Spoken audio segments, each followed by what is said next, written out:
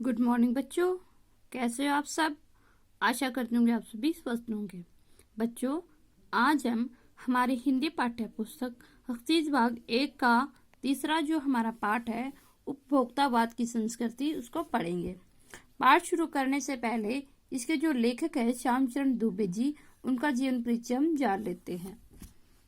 तो देखिए, श्यामचरण दुबे का जन्म सन 1922 में मध्य प्रदेश के बुंदेलखंड क्षेत्र में हुआ। उन्होंने नागपुर विश्वविद्यालय में मानव विज्ञान में पीएचडी की। वे भारत के अग्रणी समाज वैज्ञानिक रहे हैं। उनका देहांत सन 1996 में हुआ। मानव और संस्कृति, परंपरा और इतिहास, बौद्ध संस्कृति तथा शिक्षा, समाज और भविष्य, भारतीय ग्राम, संक्रमण की पीड़ा, विकास का समाजशास्त्र, समय और संस्कृति, हिंदी में उनकी प्रमुख पुस्तकें हैं। प्रोफेसर दुबे ने विभिन्न विश्वविद्यालयों में अध्यापन किया तथा अनेक संस्थानों में प्रमुख पदों पर रहे। जीवन, समाज और संस्कृति के ज्वलंत विषयों पर उनके विश्लेषण एवं स्थापनाएं उल्लेखनीय हैं। भारत की जनजातियां और ग्रामीण समुदाय पर केंद्रित उनके लेखों ने बहुत समुदाय का ध्यान आकर्षित किया है। वे जटिल विचारों को तार्किक विश्लेषण के साथ सहज भाषा में प्रस्तुत करते हैं। ये था भाई इनका जीवन परिचय। अब हम हमारा जो पाठ है वो शुरू करेंगे, उपभोक्तावाद की संस्कृति। इसके अंदर जो पाठ के अंदर है भाई, वो हमें जो समाज में जो मार्केट के अंदर दिखावा किया जाता है, उसके जो विज्ञापन दिए जाते हैं, उसमें जिस तरह फंस जाते हैं, उनकी तरफ आकर्षित हो जाते हैं, उनके ऊपर व्यंग्य किया गया है। उपभोक्तावाद का अर्थ होता है भाई जो सामाजिक व्यवस्था होती है, उसके अंदर उपभोग करने वाली जो वस्तु है उनकी तरफ आकर्षित होना, उनकी विरोधता में फंस जाना। ठीक है, तो देखिए, धीरे धीरे सब कुछ बदल रहा है। एक नई जीवन शैली अपना वर्चस्व स्थापित कर रही है। उसके साथ आ रहा है एक नया जीवन दर्शन, उपभोक्तावाद का दर्शन। उत्पादन बढ़ाने पर जोर है चारों ओर। यह उत्पादन आपके लिए है, आपके भोग के लिए है, आपके सुख के लिए है। सुख की व्याख्या बदल गई है। उपभोग भोग ही सुख है। एक सूक्ष्म बदलाव आया है, सूक्ष्म मतलब छोटा सा, नई स्थिति में। उत्पाद तो आपके लिए है, पर आप ये भूल जाते कि जाने अनजाने आज के माहौल में आपका चरित्र भी बदल रहा है और आप उत्पाद को समर्पित होते जा रहे हैं। विलासिता की सामग्रियों में बाजार भरा पड़ा है, जो आपको लुभाने की जी तोड़ कोशिश में निरंतर लगी रहती है। दैनिक जीवन में काम कर आने वाली वस्तुओं को भी ले लीजिए। टूथपेस्ट चाहिए, यह दांतों को मोती जैसे चमकीला बनाता है, यह मुंह की दुर्गंध हटाता है, यह मसूड़ों को मजबूत करता है और यह पूर्ण सुरक्षा देता है।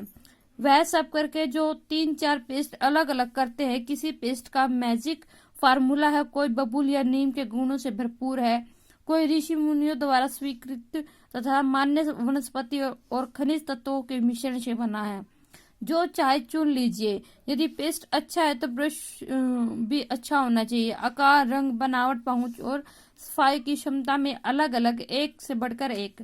मुंह की दुर्गंध से बचने के लिए माउथ वॉश भी चाहिए। सूची और भी लंबी हो सकती है, पर इतनी चीजों का ही बिल काफी बड़ा हो जाएगा, क्योंकि आप शायद बहुविज्ञापित और कीमती ब्रांड खरीदना ही पसंद करें। सौंदर्य प्रसाधनों की भीड़ तो चमत्कृत कर देने वाली है।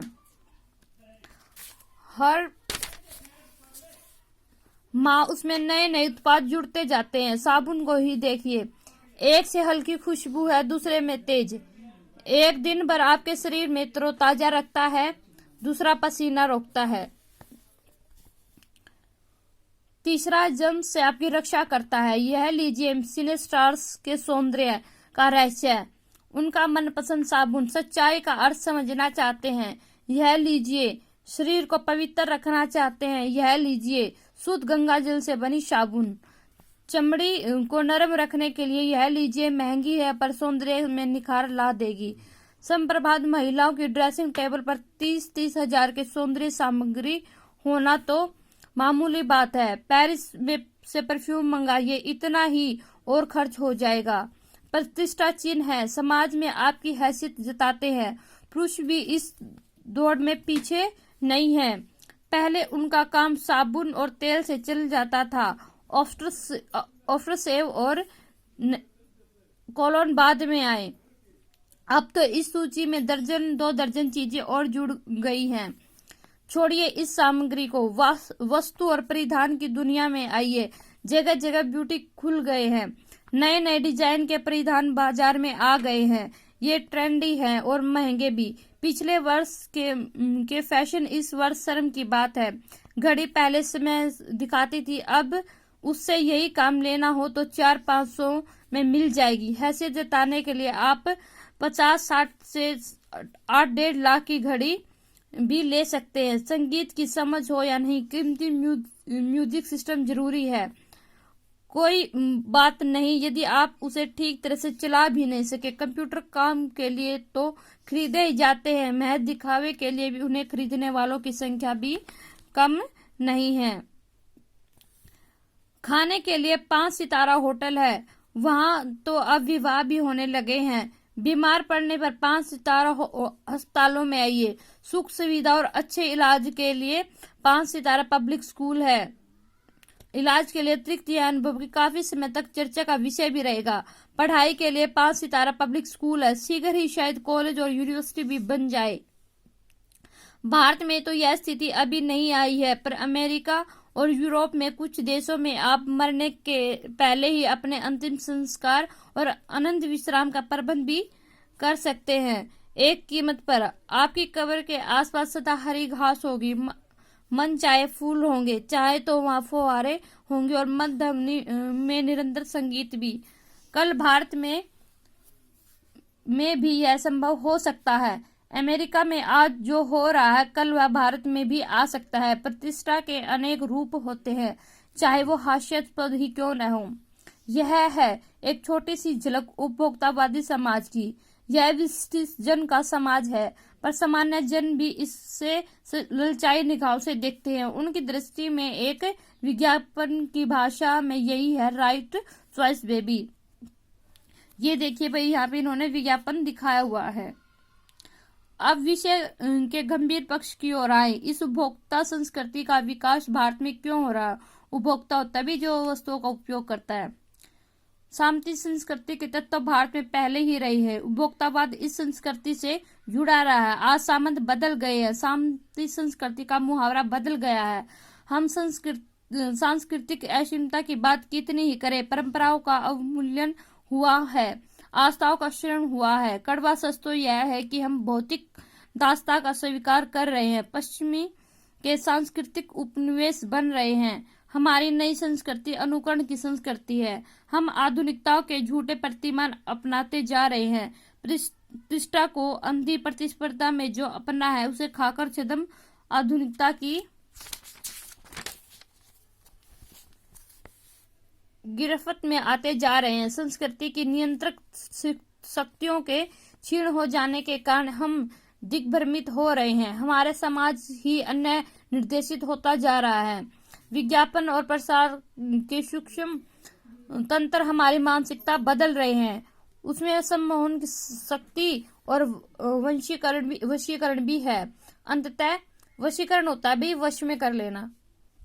अंततः इस संस्कृति के फैलाव का परिणाम क्या होगा, यह गंभीर चिंता का विषय है। हमारे सीमित संसाधनों का घोर अपव्यय हो रहा है। जीवन की गुणवत्ता आलू के चिप्स से नहीं सुधरती, न बहुविज्ञापित शीतल पेय से, भले ही वे अंतर्राष्ट्रीय हो। पिज्जा और बर्गर कितने ही आधुनिक हो, वे कूड़ा खाद्य है। समाज के वर्गों की दूरी बढ़ रही है। सामाजिक सरोकारों में कमी आ रही है। जीवन स्तर का यह बढ़ता अंतर आक्रोश और अशांति को जन्म दे रहा है। जैसे जैसे दिखावे की यह संस्कृति फैलेगी, सामाजिक अशांति भी बढ़ेगी। हमारी सांस्कृतिक असीमता का आभास तो हो ही रहा है। इस हम लक्ष्य भ्रम में भी से भी पीड़ित है। विकास के विराट उद्देश्य पीछे हट रहे। विराट होता भी बड़ा विशाल। हम झूठी तुष्टि के तात्कालिक लक्ष्यों का पीछा कर रहे हैं। मर्यादाएं टूट रही हैं, नैतिक मानदंड ढीले पड़ रहे हैं, व्यक्ति केंद्रिकता बढ़ रही है, स्वार्थ परमार्थ पर हावी हो रहा है, भोग की आकांक्षाएं आसमान को छू रही हैं। किस बिंदु पर रुकेगी यह दौड़। गांधी जी ने कहा था कि हम स्वस्थ सांस्कृतिक प्रभाव के लिए अपने दरवाजे खिड़की खुले रखे पर अपनी बुनियाद पर कायम रखे। उपभोक्ता संस्कृति हमारी सामाजिक नींव को ही हिला रही है। यह एक बड़ा खतरा, भविष्य के लिए एक बड़ी चुनौती है। ये था भी हमारा श्याम चरण दुबे द्वारा लिखा हुआ पाठ उपभोक्तावाद की संस्कृति। आशा करती हूँ कि आपको पसंद आया होगा। धन्यवाद।